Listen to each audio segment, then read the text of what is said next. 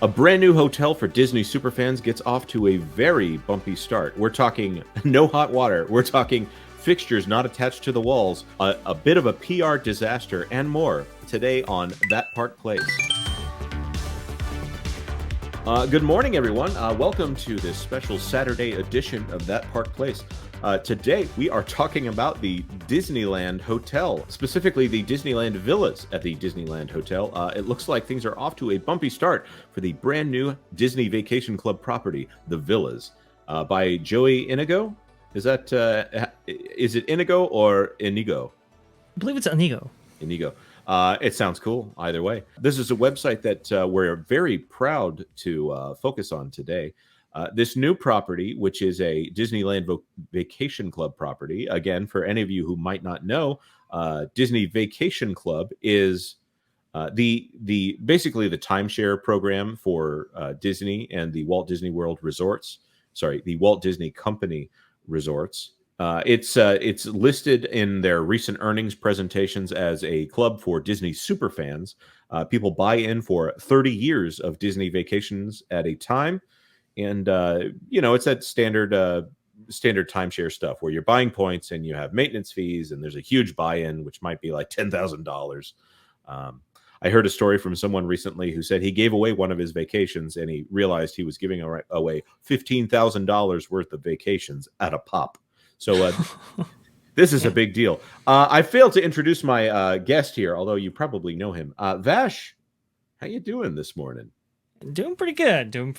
Just going over the notes for this story here, and man, this one's a doozy. We have seen issues related to new projects out of the Walt Disney Company. Either they take way too long, or they come up really fast, and there's fit and finish issues and all kinds of issues with these things. And well, it looks like we have a case of the latter here.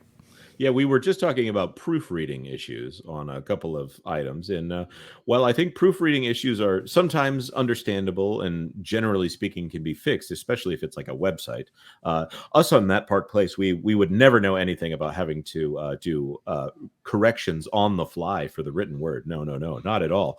No. However, one might want to proofread your hotel. Let's get into it. After staying at the Villas at Disneyland Hotel for its grand opening weekend, it was pretty clear that the newest Disney Vacation Club property is still not quite ready for prime time. While most of what we saw are all things that can and will be fixed over the coming weeks and months, we couldn't help but be surprised by the summation of all the things we came across that aren't quite up to the level we'd expect from Disney. Right here is a very impactful statement. Accommodation at the Villas at Disneyland Hotel range between $400 and $5,400 a night. That's a Starcruiser stay right there. Actually, that is even more than a Starcruiser stay. Right. Wow. Oh my goodness. The multi-level villa, the supreme villa that they're touting here as part of this luxurious hotel experience is about, from what I understand, $5,400 to $6,000 per night, and even says there how many DVC points you'll actually need to stay here. It ranges from 10 to 200. That kind of puts into perspective, how much those points actually are when you look at the valuation above that. So this is a premium experience for sure. Well, let's get into what you get for your money there at the villas at the Disneyland Hotel, because Disney wants to make everything a mouthful to say, like Journey of Water, inspired by Moana. Or what was it? The Swiss Family Robinson tree? No, it's the Adventureland Treehouse, inspired by the Swiss Family Robinson. Which, Yes. by the way, Swiss Family Robinson has a warning label on it on Disney Plus right now.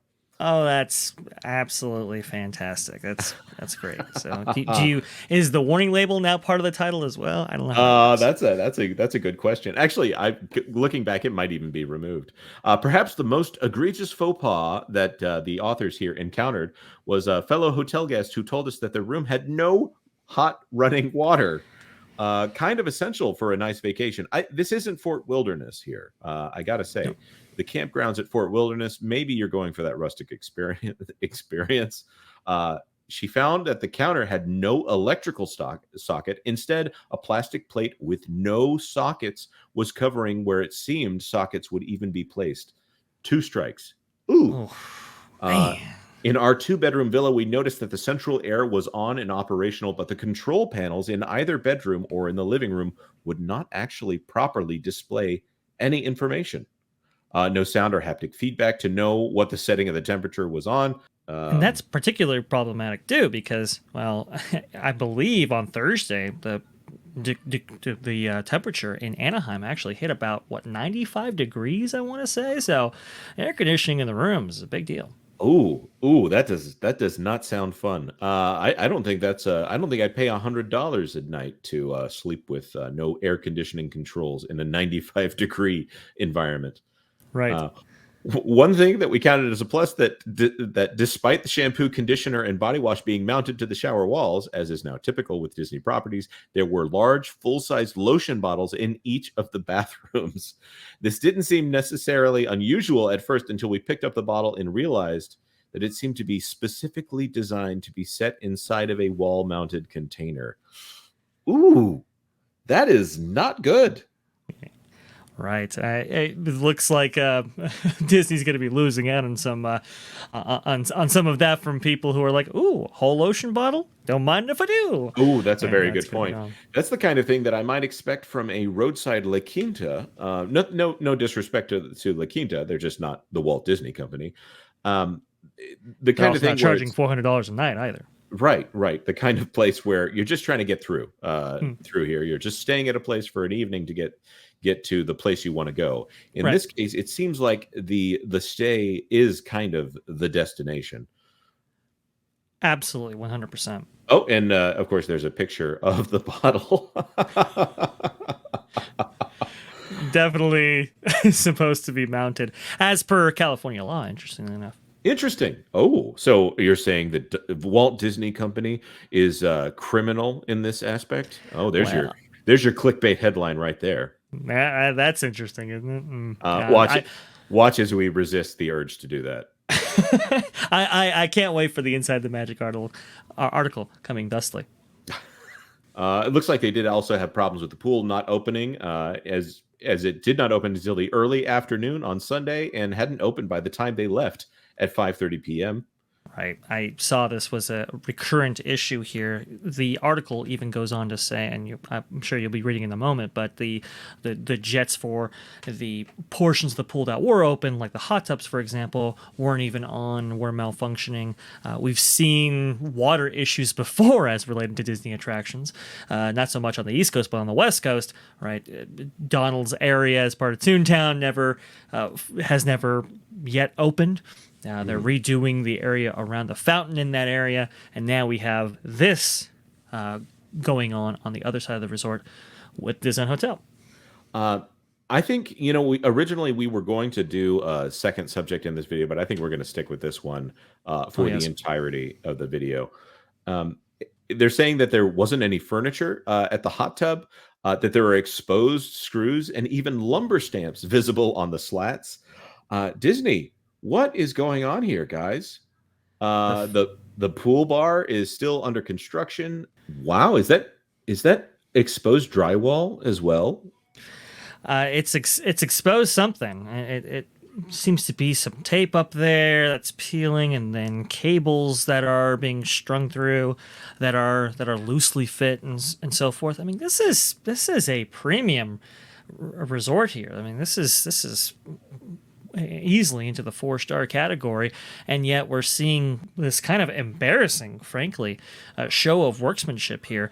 I'm not sure what is going on, especially given that, well, the media was there, and so you have all these media types staying for the inaugural opening of this whole thing.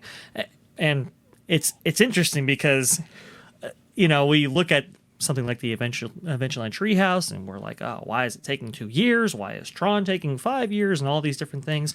But when it comes to these hotels that make them a lot of money, they want those open immediately. Interestingly, October 1st, that happens to be the new fiscal year for the Walt Disney Company. Of course, they would want to get this open by that time, but this is the consequences of those actions, it seems. The Walt Disney Company has said they are going to be spending $60 billion on their theme parks over the next 10 years. We've done some calculations. It doesn't seem like much of that is actually going to the American parks.